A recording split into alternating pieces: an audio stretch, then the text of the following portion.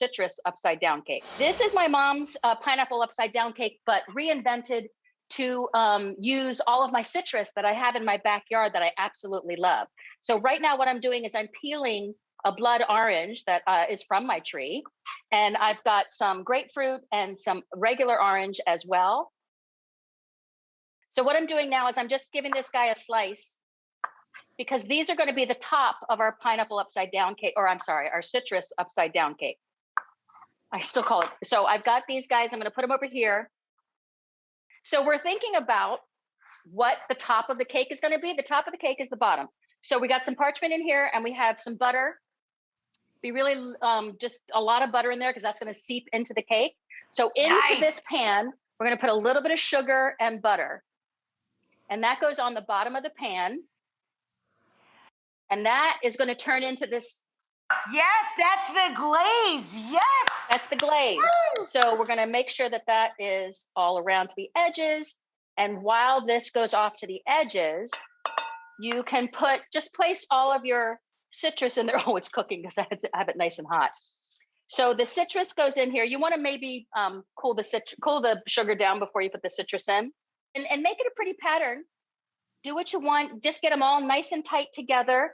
I'm going to put this off to the side now, because what we want to do is get our cake batter together. So I've got some butter and sugar that has been creamed over here. So while you're creaming your butter and sugar, get your flour.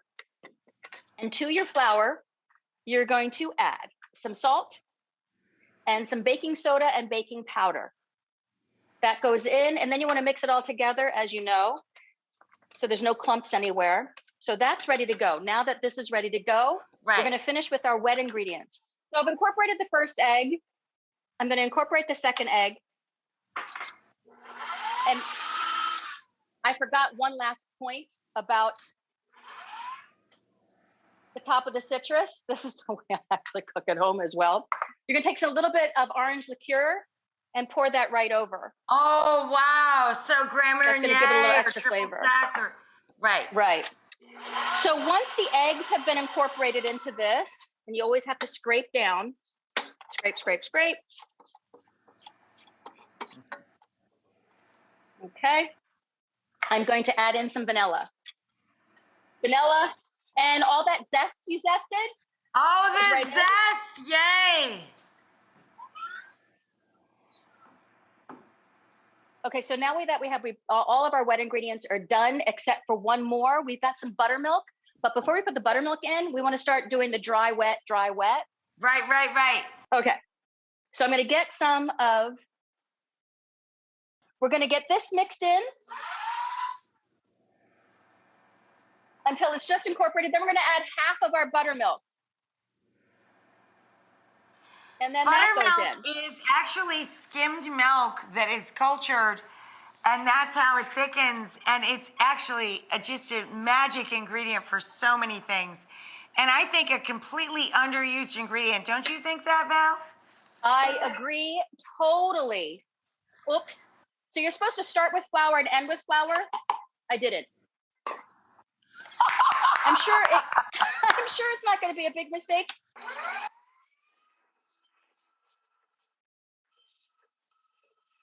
Okay, so now that the batter is done, we're going to put it in on top of our citrus. So you can see how the batter is nice and thick because it makes a really beautiful, dense cake that's nice and moist. The more moist it is, the better it is. And it's like a heavy cake. So don't be, it's going to rise a little bit because we've got some baking soda and baking powder in there.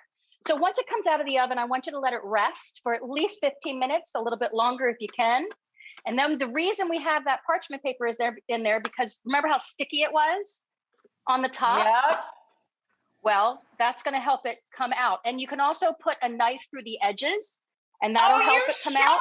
Look how gorgeous that is. Look at this. Isn't that beautiful? Perfection.